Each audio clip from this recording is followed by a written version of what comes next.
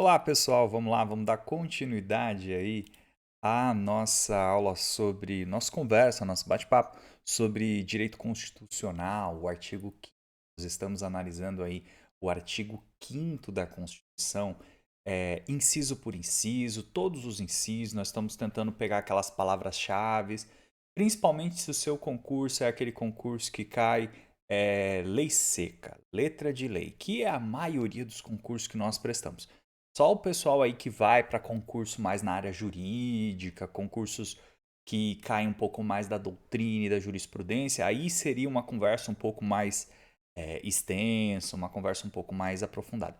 No caso de vocês, que acredito que a maioria, o pessoal que vai prestar TJ, o pessoal que prestou aí Ministério Público recentemente, o pessoal que vai fazer Defensoria, o pessoal que vai fazer TSE, o pessoal que vai fazer o TRE, o pessoal que está estudando aí para tudo que todos os concursos que não sejam necessariamente concurso de procurador, né, concursos jurídicos necessariamente, o que cai é letra de lei. E é isso que nós estamos fazendo, analisando inciso por inciso da lei. E o que nós paramos então no vídeo passado? No inciso 8º. Então vamos dar continuidade aqui, ó, a partir do material que nós vimos do inciso 8º. Então nós vimos lá, só repetindo, né? Ó, ninguém será privado de direitos por motivo de crença religiosa ou convicção filosófico-política, salvo se as invocar para eximir-se de obrigação legal a todos impostos e recusar-se a cumprir prestação alternativa. Encerramos isso conversando bastante sobre isso aqui. Se você não viu, volta aí no vídeo passado e veja. Esse é um assunto que cai muito em prova, é um inciso que aparece muito em prova, porque ele tem uma aplicação prática muito grande, tá? E na prática ele acontece bastante.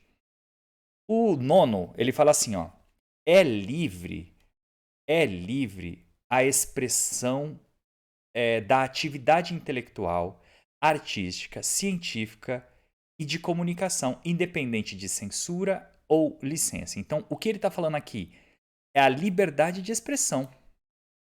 É a famosa liberdade de expressão. Então, é aqui que está o fundamento constitucional da liberdade de expressão. É que é livre. E a gente se expressa o quê? De maneira intelectual, de maneira artística, de maneira científica, pelos meios de comunicação. E veja, essa liberdade de expressão, ela independe de qualquer censura ou licença. Ou seja, ela não pode sofrer censura. Ela não pode sofrer censura. E você não precisa de uma licença, de uma autorização do poder público para poder se expressar. Então, qual que é a palavra que eu acho que você tem que gravar desse inciso? É o independentemente. Quer dizer que independe. O que a questão vai querer fazer contigo? Vai falar que depende, ó. A liberdade de expressão científica depende de uma licença. É claro, fica meio estranho, mas isso no meio de 4 alternativas ali, um pouquinho mais elaboradas, pode te enrolar, pode tentar te confundir. E a ideia das questões é fazer isso, né? É tentar te confundir, né? Ele quer selecionar quem está mais ligado. Então, grava isso, que a liberdade de expressão, ela independe, ela não depende de censura, ela não pode ser censurada, ela não precisa de uma licença para você se expressar. Só que é claro, a gente já tinha visto ali que a sua liberdade de expressão, ela não pode ser também uma justificativa para você cometer crimes. Lembra disso, né? Por isso que ela não pode ser anônima. É vedado o anonimato. A gente já viu lá atrás, ó. Lembra? Onde que nós vimos isso aqui, ó? No, no inciso 4, ó. É livre a manifestação do pensamento. Vedado o anonimato. A questão vai falar que o anonimato é permitido.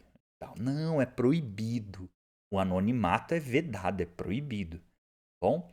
E a mesma coisa aqui nessa liberdade de expressão da atividade artística, científica, de comunicação e tudo mais. É aqui que justifica, por exemplo, a liberdade de imprensa, né, também. Vamos para o 10. São invioláveis a intimidade, vida privada, Ué, vida privada não é a mesma coisa que intimidade? Não, não necessariamente. A intimidade pode estar dentro da sua vida privada, mas não necessariamente vida privada e intimidade é a mesma coisa, tá? Vamos ler tudo e depois vamos analisar. São invioláveis a intimidade, a vida privada, a honra e a imagem das pessoas, ó, a honra, a imagem das pessoas, assegurado o direito de indenização. Então, nós temos que falando aqui direito de indenização pelo dano material ou moral decorrente dessa violação.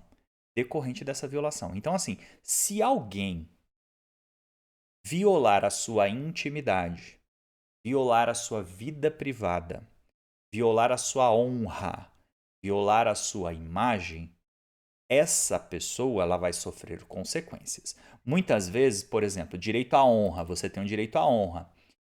Se a sua honra for corrompida, essa pessoa às vezes pode estar cometendo um crime, por exemplo, um crime de injúria. O que é injuriar? É te xingar, é usar palavras de baixo calão para poder ofender você, né? Ah, seu burro, seu isso, isso é injúria, é um crime. Tá lá no Código Penal. É um crime contra a honra da pessoa. A injúria, a calúnia, a difamação, né? São crimes contra a honra. Então, aonde que esses crimes contra a honra encontram o fundamento para eles existirem lá no Código Penal? Aqui, no inciso 10 da Constituição. Mas não só o crime contra a honra. Ó. Imagem também, você tem o seu direito de imagem. No entanto, que para você poder, para alguém poder usar a sua imagem, você tem que autorizar. Se ela for usar para um fim comercial, se ela for usar para um fim econômico ou para qualquer outro fim, você tem que autorizar. Você tem que autorizar. Se não autorizar e esse uso indevido da sua imagem pode gerar indenização, seja indenização por dano material, seja indenização por dano moral. Qual que é a diferença? O dano moral ele é subjetivo, ele é o que você sente, né? O efeito daquela violação na sua vida psicológica, na sua vida social, na sua vida coletiva. Como, por exemplo, nome no SPC. Vamos dizer que colocar o seu nome lá no serviço de proteção de crédito indevidamente, violando, ó, de maneira indevida. Não é que é proibido colocar o nome de alguém no SPC. Não é isso. Se a pessoa realmente ela é devedora, ela realmente está inadimplente, ela não está cumprindo com as obrigações, beleza.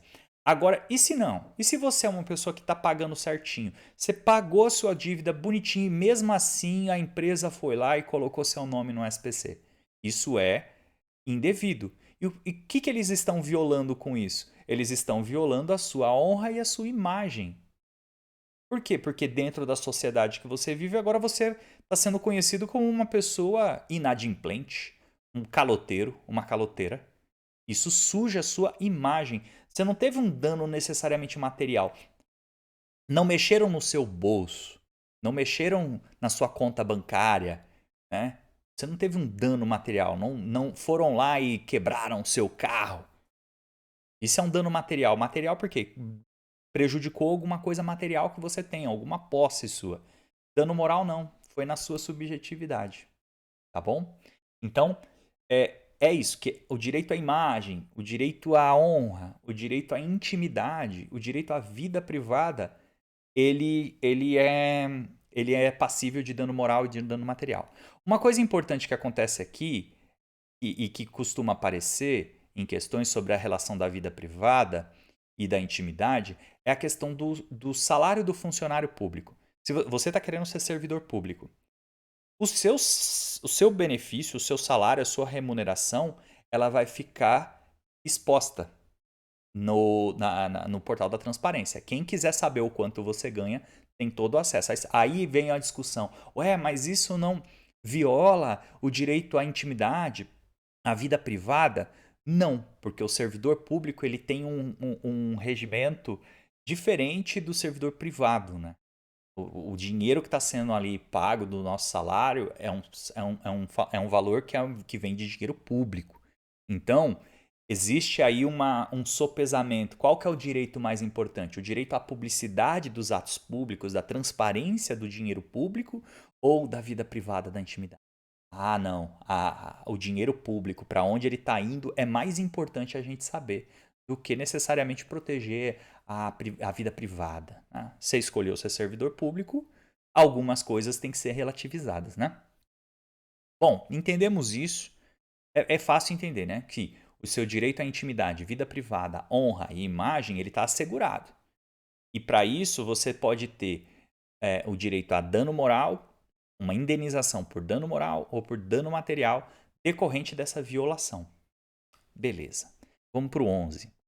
A casa, e aqui casa no sentido amplo, é asilo inviolável do indivíduo. Ninguém, quando digo ninguém, é ninguém mesmo, nela podendo penetrar sem consentimento do morador. Ó, essa é uma parte importante que você tem que gravar. Salvo, ou seja, exceto, exceção, agora vem as exceções. Flagrante delito. Flagrante delito. E você vai ter que memorizar, tá? Desastre. Ou para prestar socorro durante o dia. Ou durante o dia por determinação judicial. Vamos por partes que esse artiguinho aqui, ele traz um monte de coisa. Primeiro vamos lá. A casa é asilo inviolável. Ninguém nela podendo penetrar sem o consentimento do morador. Essa é a regra. Então vamos lá. Sua casa, a casa onde você mora, seja a casa de aluguel, seja a casa própria, seja a boleia de caminhão, é considerado casa também, o caminhoneiro ali que viaja, que dorme, etc. É inviolável. Ou seja, não pode penetrar. Ninguém pode entrar sem que o dono da casa, sem que o dono não, né? Dono é um conceito diferente, é proprietário. Sem que o morador, a pessoa que mora ali, autorize a entrada. Conceda a entrada. Se alguém fizer isso, essa entrada na sua residência, na sua casa, sem o seu consentimento ou sem o consentimento de alguém que more na residência, ela está cometendo invasão de domicílio, está cometendo alguns ilícitos aí, certo?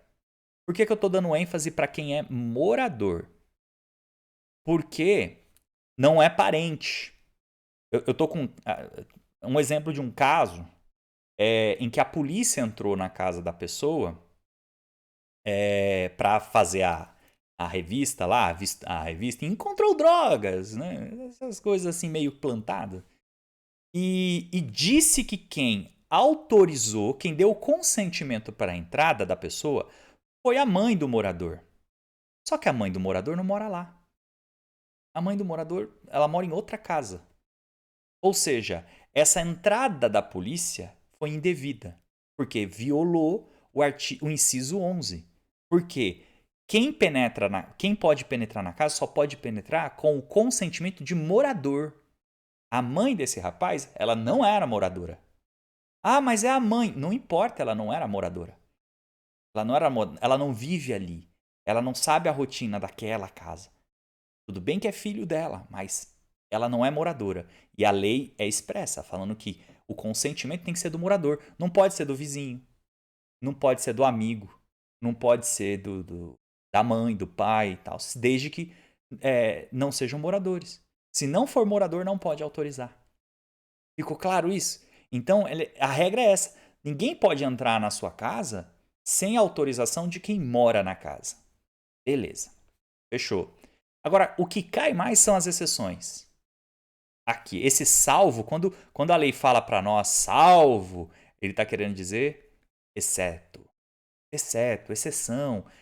A regra é ninguém entra sem meu consentimento. Agora, qual que é a exceção? Ou seja, pode entrar sem o consentimento do morador. Caso de flagrante delito, ou seja, dentro daquela residência, daquela casa, está acontecendo um delito que está em flagrante.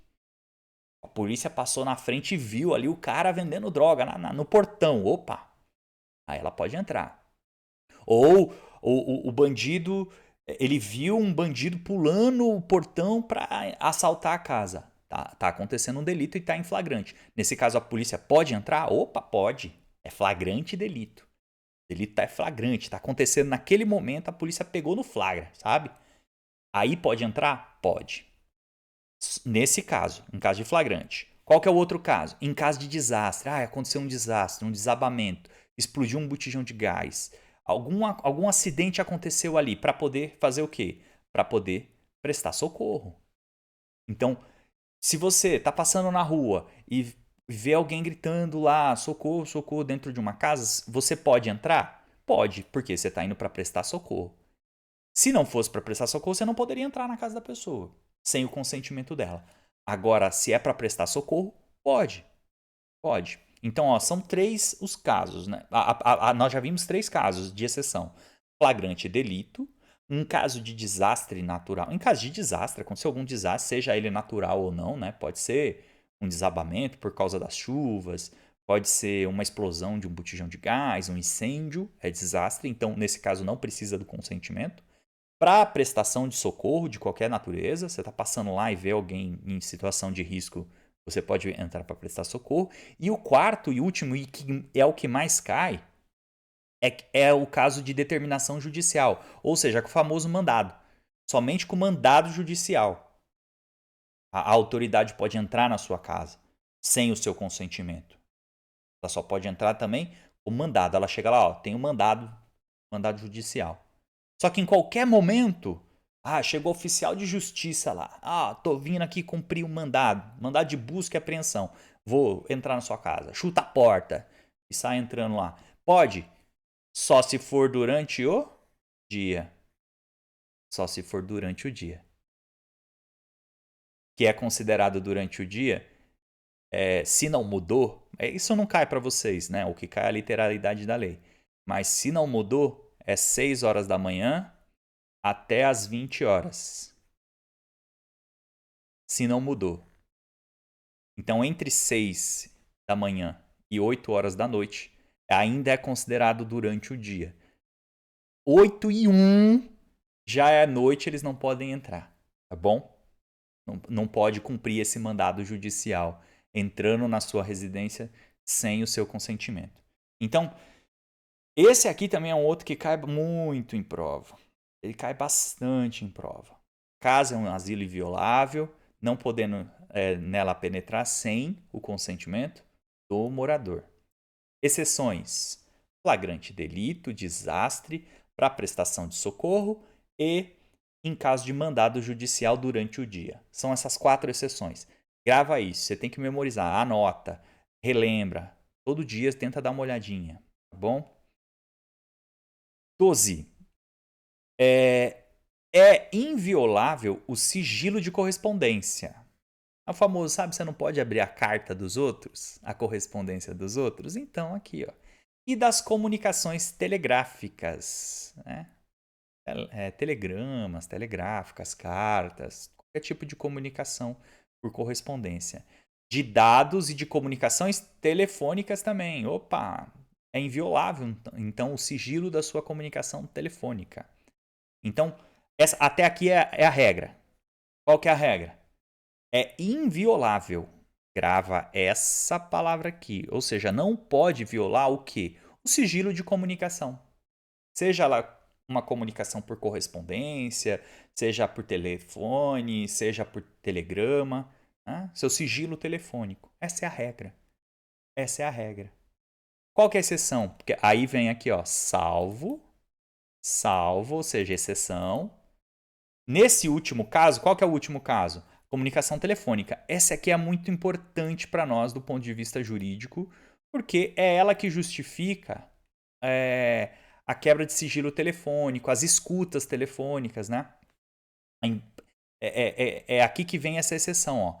Nesse último caso, então, no caso da interceptação telefônica ou do sigilo da comunicação telefônica, ela pode ser, então, uma exceção. Qual é a exceção? Por ordem judicial, ou seja, só o juiz pode determinar a quebra do sigilo telefônico nas hipóteses na forma da lei, ou seja, tem uma lei, né, que diz em que hipóteses que o juiz pode determinar a quebra desse sigilo telefônico para fins de quê? Para fins de investigação criminal. Coloca aqui criminal, destaque isso aqui. E processo penal. Tem a ver com direito criminal, direito processual criminal. Então vamos lá. Em regra, é inviolável as suas comunicações. Você tem sigilo na sua comunicação. Não pode ter uma escuta, alguém interceptando a sua ligação. Mas qual é a exceção? A exceção é se você estiver sendo investigado ou investigada criminalmente, tá passando por um processo criminal ou por uma investigação criminal, quer dizer, está no inquérito ainda, essas suas ligações podem ser interceptadas, pode haver a quebra, mas ela só pode haver por ordem judicial. É o juiz quem dá a ordem. O que a questão vai tentar te enganar? Vai falar que é o delegado. O delegado pode determinar a interceptação telefônica. O delegado não é a autoridade que determina a interceptação telefônica. Quem determina é o juiz. Está aqui, ó. Ordem judicial. Eu vou até pôr de vermelho aqui. Ó. Ordem judicial. É o juiz que determina a quebra do sigilo telefônico. E para qualquer fim? Não. Apenas para fim criminal. Seja de investigação, seja de processo. A questão pode falar para qualquer fim, ou para processo administrativo, para processo civil. A quebra de sigilo telefônico para processo civil. Não faz sentido nenhum, mas a questão pode querer falar isso para você. Estaria errada. Estaria errada. Então, grava a regra e grava a exceção. A questão gosta de brincar com a exceção. Vamos para frente. Eu vou me estender um pouquinho mais nesse vídeo, tá, gente? Desculpa, mas eu vou me estender um pouquinho mais porque são muitos incisos e vamos tentar fazer um pouco mais aqui. O 13. É livre o exercício de qualquer trabalho, ou profissão, ou ofício. Então aqui é a liberdade de trabalho. Ou seja, aqui no nosso sistema, você pode escolher a profissão que você quiser. Se você quer ser médico, se você quer ser pedreiro, se você quer ser servidor público, se você quer ser fotógrafo, engenheira, psicólogo, professor, não importa, é livre. É livre qualquer exercício de trabalho ou profissão. Só que algumas profissões exigem qualificação profissional para serem exercidas. Quer dizer, qualquer pessoa pode ser médico? Qualquer pessoa pode ser médico ou médica, desde que façam a graduação em medicina e sejam aprovadas lá no conselho e tudo mais. Tem profissões que não precisa dessa qualificação profissional. Sei lá, por exemplo, tem profissão que exige só o ensino médio, exige só o ensino fundamental. Concursos, por exemplo, tem concurso de nível fundamental. Você vai lá, um servente, eu não sei se é nível fundamental, mas faz de conta. Um servente lá é nível fundamental. Quer dizer, você não precisa de uma qualificação profissional específica para poder exercer o trabalho de servente. Só isso. Agora, para ser advogado ou ser advogada, aí não, aí você precisa fazer a graduação, ser bacharel em direito e ser aprovado e aprovada no exame da ordem para poder ter a sua inscrição e poder advogar. Então, tá vendo? Ó, tem toda uma qualificação que é estabelecida onde? É estabelecida na lei. É a lei que estabelece essa qualificação. Então, em regra, é assim: qualquer profissão é possível que a gente exerça, desde que você tenha a qualificação que a lei exigir. Se a lei exigir alguma qualificação específica, você tem que cumprir aquela qualificação específica. Para ser professor, você tem que ter a licenciatura, a pedagogia, a licenciatura, para você poder exercer um cargo aí de professor, por exemplo. Tá? É daqui que vem esse fundamento. O fundamento constitucional está aqui. A liberdade de trabalho, ofício ou profissão, desde que cumprida as qualificações profissionais. Não tem muito segredo, né? É assegurado a todos o acesso à informação e resguardado o sigilo da fonte, quando necessário ao exercício profissional. Aqui são duas partes esse artigo. Um é o acesso à informação. Todos nós temos direito ao acesso à informação. Seja a informação que seja informação de conhecimento geral, que são as informações que nós recebemos do dia a dia através dos meios de comunicação. Mas aqui o que ele está querendo realmente proteger é aquela informação que está nos bancos de dados públicos. Você tem uma informação sua lá no INSS ou numa delegacia de polícia, qualquer informação. Ou informação sobre outros. Eu não acabei de falar sobre a lei da transparência, sobre o seu salário. Quando você for funcionário público, você vai ter lá o seu salário que poderá qualquer pessoa ver quanto que você ganha lá no portal da transparência. Beleza. Por que isso? Porque tá aqui, ó, o fundamento tá aqui, ó, que todos têm direito ao acesso à informação. Se eu sou contribuinte, se eu sou um cidadão, eu tenho que ter direito a saber quanto que um escrevente do TJ ganha. Porque ele está ganhando através dos impostos que eu pago. Então eu tenho que ter direito a acesso a essa informação. Até mesmo para eu fiscalizar. De repente, eu sei que um escrevente deveria estar ganhando 5 mil, 6 mil ali, que é o salário base. É o salário base. Aí tem um escrevente lá que começa a ganhar mais que o juiz. Aí você falou, opa, peraí, o que está acontecendo aqui? Por quê? Uma forma de fiscalizar para a gente poder entender, para que não haja caso de corrupção, nenhuma proteção excessiva, né? Caso de corrupção, principalmente. Então é isso. Primeiro é o acesso à informação. E todos, a ideia é que é esse, ó, todos têm acesso. Então a questão pode querer brincar com você e falar que nem todos têm acesso, só o dono da própria informação, né? Não, né? Todos têm acesso. Resguardado o sigilo da fonte. Aqui, quando fala de sigilo da fonte para o exercício profissional, está falando do jornalista, né?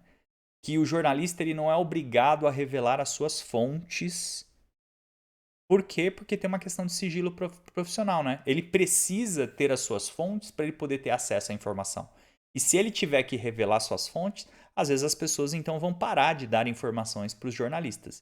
No entanto, que a gente vê vários escândalos aí aparecendo nos meios de comunicação, esses escândalos vêm de denúncias anônimas ou vêm de fontes de segurança, de confiança do jornalista que ele não quer revelar ou ele não vai revelar porque ele quer continuar recebendo essas informações que é tanto para ele como jornalista como para nós como cidadãos, né? Vamos para o 15. Entendemos essa parte do acesso à informação, né? É livre a locomoção, a liberdade de ir e vir, né? O famoso liberdade de ir e vir, ó. Liberdade de locomoção. No território nacional, obviamente, se a lei está falando de Brasil, nós estamos falando do território brasileiro.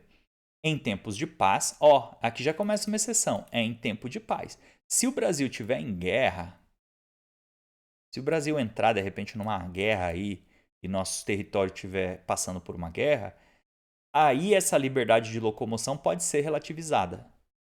Então, é livre a liberdade de locomoção em tempos de paz. Ou seja, pela lógica, se tiver uma guerra, essa liberdade de locomoção, ela pode ser suspensa. Beleza.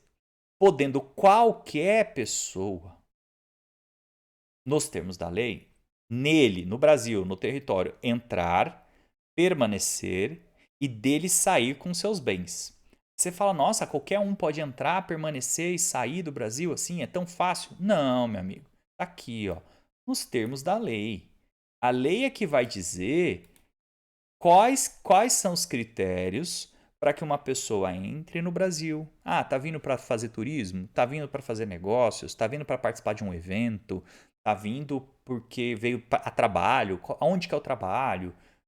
É isso. O Brasil, assim como qualquer outro país no mundo, você pode entrar ou sair dele, ou permanecê-lo, desde que você atenda às regras específicas na legislação lá. Se você quiser ir para um país X, você tem que olhar como que eu faço, quais são as regras, quais são as determinações. Assim como no Brasil, para que uma pessoa venha para o Brasil, tem que ver quais são as regras aqui. Tem países que a regra é um pouco mais flexível, tem países que as regras são mais rígidas, principalmente em países mais xenofóbicos, né? As regras são mais rígidas para a entrada. Mas aqui no Brasil não. Aqui nós temos a liberdade de locomoção em tempos de paz. Qualquer pessoa pode nele entrar, permanecer, dele sair. A questão vai querer falar coisa no sentido contrário. Vai falar que no Brasil não é permitido a locomoção de qualquer pessoa. Vai querer falar qualquer coisa nesse outro sentido. Tá? 16. Todos podem reunir-se pacificamente. Ou seja, aqui é o direito de reunião. Porque isso daqui é um direito muito caro no Brasil. Lembra que a Constituição foi escrita em 1988, logo após um período de 21 anos, que foi até 85, de ditadura militar, onde o direito de reunião ele estava proibido. Por quê? Porque os militares proibiam as reuniões porque falavam os comunistas, os movimentos que eram contra a ditadura propriamente dita. Aí, por isso que no 16 isso daqui está explícito, esse nosso direito de se reunir pacificamente. Então, direito de reunião. Então, quer se reunir? Você pode? Pode. Pacificamente. Só que quais são as regras? Primeiro tem que ser pacífico. Eu não posso me reunir para poder organizar um assalto a um banco. Ai, não é pacífico. Ou reunir para poder brigar, criar uma luta entre gangues, por exemplo. É uma reunião entre times, entre torcidas organizadas. Aí não é uma reunião pacífica, né? Isso é uma reunião pacífica. Sem armas. É proibido o uso de armas. E até por isso que, por exemplo, é uma outra coisa que impede a greve de policiais, por exemplo. Greve de policiais. Por quê? Porque eles não vão sem armas, né? É um dos motivos. Na verdade, não é o único, tá? Tem outros motivos. Mas eu só estou te dando exemplo nesse sentido por causa das armas. Em locais abertos ao público, então essa liberdade de reunião pacífica, sem armas, em local aberto ao público, aqui que tá. É aqui, ó. Aqui, ó. Aqui que tá o coração das questões. Independente de autorização. Não preciso de autorização para me reunir. Então, por exemplo, as manifestações que acontecem, vai parar a Paulista lá, os professores vão lá fazer uma manifestação na Paulista. Eles têm que pedir autorização para fazer essa manifestação? Não, não precisa. Independe de autorização.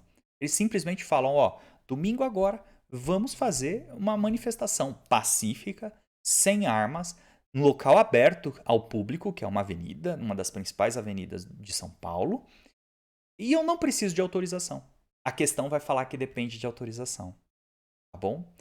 Mas também tem regras aqui, ó. Não pode frustrar outra reunião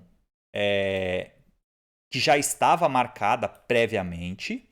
Então, se já existe uma outra reunião naquele lugar que já estava marcada previamente, não posso frustrar, eu não posso falar, não, eu vou exercer o meu direito mesmo assim. Até porque às vezes tem os direitos antagônicos, né? Pensa, por exemplo, aí é, é, a marcha, por exemplo, das mulheres lá, esqueci o nome agora, que fala sobre a liberdade feminina e tudo mais, acontecer, por exemplo, no mesmo dia de uma marcha que é contra o aborto. Vai dar conflito. Estou dando um exemplo chucro, né? Mas vamos pensar o que aconteceu muito nas manifestações políticas. Pessoas a favor do governo Bolsonaro, pessoas contra o governo Bolsonaro. Vamos pensar, se um movimento a favor do governo Bolsonaro marca uma reunião num domingo X para aquele horário, o movimento que é contra o governo Bolsonaro não pode marcar no mesmo dia, no mesmo horário e tal. Não pode frustrar. Exatamente para que não haja conflito, né? Porque lembra, a reunião tem que ser pacífica.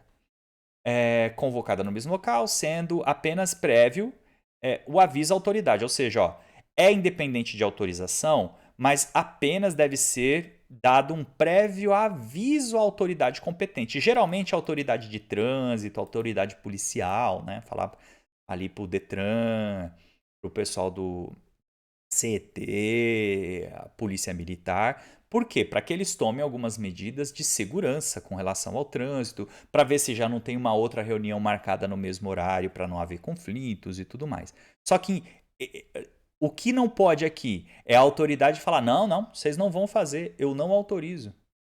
Não pode, por quê? Porque independe de autorização. Não depende de autorização. A autoridade não pode falar nada. Ela só tem que falar, tá bom, beleza. Vamos se organizar então aí, vamos ver como é que fica o trânsito, vamos ver como é que fica a segurança, como é que vai ser, que hora começa, que hora termina. Vamos ver se não tem uma outra manifestação marcada para o mesmo dia, o mesmo horário, no mesmo local, né? É só essa ideia. O que a autoridade não pode fazer? Não, não autorizo. Nesse caso aí você não faz nada, você não autoriza nada mesmo. E quem independe de autoridade. Independe de autorização. Mas tem que ter o prévio aviso. Beleza? Esse daqui também é um outro que aparece bastante, tá? Em provas. Gente, é muito. Acho que é 76 ou 78, se eu não me engano. Vamos lá. 17. É plena a liberdade de associação para fins lícitos. Ou seja, eu vou me associar, eu vou criar a associação dos moradores de bairro e tal. Pode, pode. Desde que seja para fins lícitos, obviamente, para fazer coisa lícita. Se eu crio uma associação de moradores, é para defender os interesses do meu bairro. Se eu crio uma associação beneficente, é para trazer algum benefício à sociedade.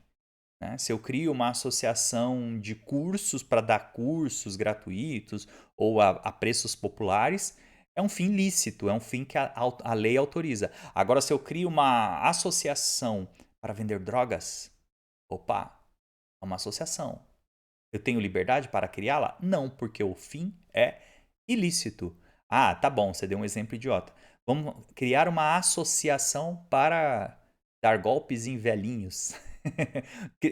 Associação Brasileira dos Estelionatários. Já pensou que louco? Não pode. Por quê? Porque não é para fins lícitos. Aí não pode, né? Agora, para qualquer outro fim, não importa. Se for lícito, se for permitido em lei, aí sim você pode, tá bom? Vedada a de caráter paramilitar. Né? Eu não posso criar uma associação que tem esse caráter paramilitar, que é a militarização civil. Né? Essa ideia de militarização civil. Vou criar uma associação com fins de ser uma polícia que não seja do Estado. Ah, eu vou aqui ó, no meu bairro, vamos criar uma polícia para vigilância do bairro. É uma associação paramilitar. Essa é vedada, tá bom? É vedada. 18. A criação de associações e na forma de lei de cooperativas independe de autorização. Então, aqui, ó, vamos lá. Primeira coisa importante aqui. Se eu quero criar uma associação de bairro, lembra, para fins lícitos, vedada paramilitar, vou criar essa associação. Vou criar uma associação amigos de bairro, vou criar uma associação beneficente. Beleza. Eu não dependo de autorização. Eu não preciso ir lá pedir pro prefeito, pro governador, pro presidente, para ninguém autorizar. Eu crio, simplesmente a crio. Eu crio, pronto, acabou. E nesse caso, ó, é vedado, é proibido ao Estado interferir no meu funcionamento. Ó que louco isso. Eu crio uma associação, eu não preciso da autorização e o Estado, ele é proibido ao Estado interferir no meu funcionamento. Então, se eu crio aqui uma associação de moradores no meu bairro, eu não preciso pedir autorização do Estado e a prefeitura, o governo, não pode interferir na maneira como a gente funciona. Como elege o presidente, como que a gente arrecada verbas, recursos, desde que seja lícito, tá? Fins lícitos. Essa que é a ideia do 13. Tá bom? Ah, mas espera aí, eu posso fazer tudo. O problema a relação entre a associação com o Estado é para arrecadação de verbas, é para questão de alvará e tal, mas não para autorização. Eu posso fazer uma associação que funciona na garagem da minha casa ou que funciona na sala da minha casa, por exemplo. Se eu não arrecado verbas do Estado, tá certo? Agora vamos lá. A interferência do Estado não pode ser no meu funcionamento. Mas vamos dizer que a minha associação passe por problemas. Tem algum problema aqui jurídico, alguns dos sócios comecem a conflitar e demandem na justiça, ou de repente algum problema mesmo de constituição da própria associação. O que isso pode gerar? Pode gerar uma ação judicial. E aí, dependendo do que se a minha associação for condenada, ela poderá ser compulsoriamente dissolvida. Então, pode acabar com a minha associação. Lá, as associações só poderão, esse só é muito lindo, só poderão ser compulsoriamente dissolvidas ou ter as suas atividades suspensas, que são coisas diferentes, por decisão judicial. Ou seja, Eu monto uma associação, não dependo de autorização do Estado, e o Estado não pode intervir no meu funcionamento. Porém, se houver um problema jurídico na minha associação, alguém entrar com ação e tudo mais, duas coisas podem acontecer com a minha associação. Ou ela ter as suas atividades suspensas, não poder praticar essas atividades enquanto não for decidido nada, ou ela mesmo ser dissolvida, acabar com a minha associação. Só que quando que isso pode acontecer? Apenas por decisão judicial. Não é o prefeito, não é o governador, não é a polícia, não é ninguém que pode fazer isso. Quem que faz? O juiz. Decisão judicial. E no primeiro caso, qual que é o primeiro caso? No caso da dissolução, essa dissolução só vai acontecer após o trânsito em julgado. O que é trânsito em julgado? Eu não sei se a gente já falou sobre isso. Trânsito em julgado, você entra com um processo está rolando, o juiz dá decisão. Você pode recorrer desse processo, esse processo vai para o tribunal e tudo mais. Quando tudo que já puder ser feito no processo for feito e houver uma decisão e não tiver mais recurso, não tiver mais o que fazer no processo, esse processo ele transita em julgado.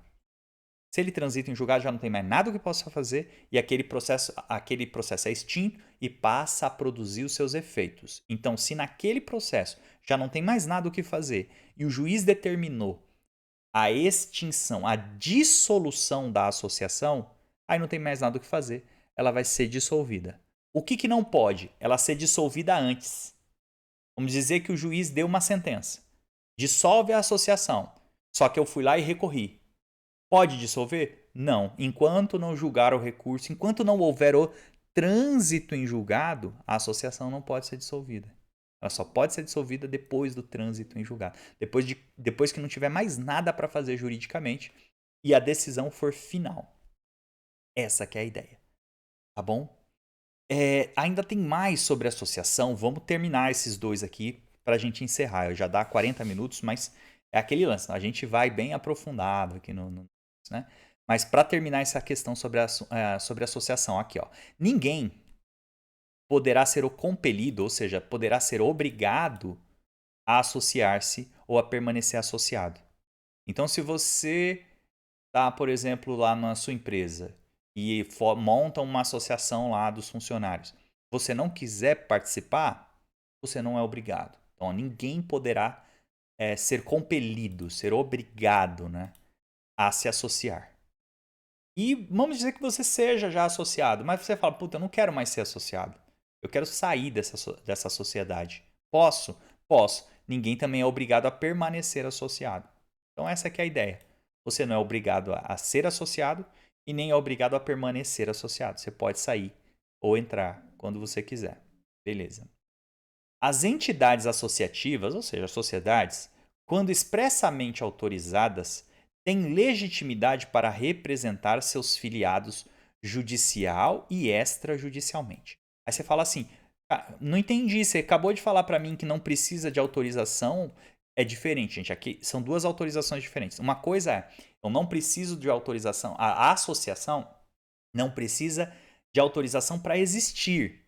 Aqui a autorização é de quem? É para os associados, para eles serem representados pela própria associação.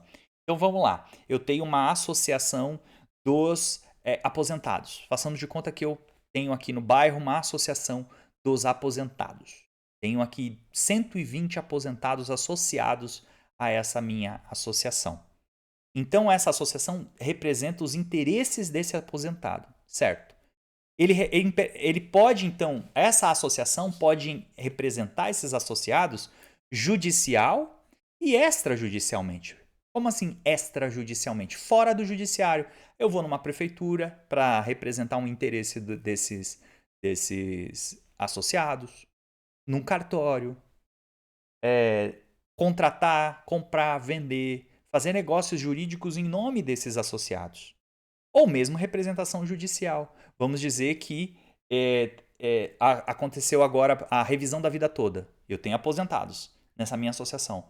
Eu quero entrar com uma ação judicial, para poder fazer uma ação logo para trabalhar essa questão da revisão da vida toda para esses meus aposentados associados. Eu posso? Posso. desde que a minha associação seja expressamente autorizada por cada um dos associados. O que isso quer dizer? Eu tenho 120 associados. Para que eu entre com uma ação judicial em nome de todos eles, eu preciso que um por um assine lá um documento dizendo: autorizo a associação a entrar na justiça, tal, tal, tal. Se houver 119 que me autorizem, eu só posso entrar, a associação só pode entrar para esses 119. Não pode entrar para aquele que não autorizou. Entendeu? Então essa que é a ideia desse inciso, de que a representação judicial ou extrajudicial das associações de seus associados só pode ser expressa. Os associados têm que dar essa autorização de forma expressa. E não só porque é associado já está autorizado. Não, tem que ser expressa. Tem que assinar um documento autorizando os seus filiados, né, os filiados dessa associação, autorizando a representação judicial e extrajudicial. Tranquilos? Bom, paramos aqui no 21, coisa pra caramba. No próximo vídeo a gente continua daqui então. É isso, galera.